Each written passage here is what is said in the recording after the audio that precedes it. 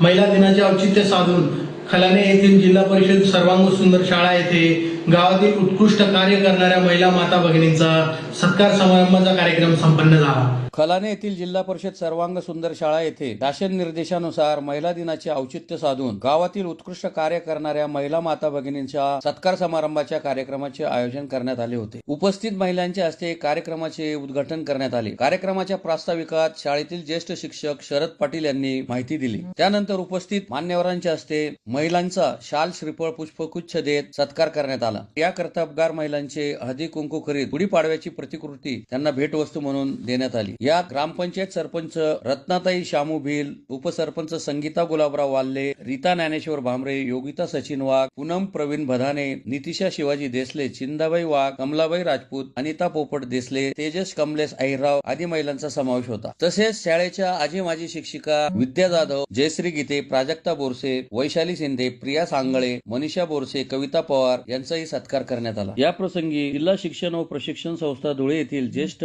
अधिव्याख्याते doctor JS. Patil, गट शिक्षणाधिकारी DS. Sonawane, शिक्षण विस्तार अधिकारी शैलजा शिंदे, केंद्र प्रमुख ईश्वर बोरसे यांच्यासह शाळा व्यवस्थापन समितीचे अध्यक्ष भुरेसिंग गिरासे, गटनेते ज्ञानेश्वर भामरे, गुलाबराव वाल्ले, माजी सरपंच कमलेश अहिरराव, शिक्षणप्रेमी खंडेराव चंद्रकांत डिगराळे, प्रशांत देसले, गुड्डू अहिरराव, प्रकाश वाघ,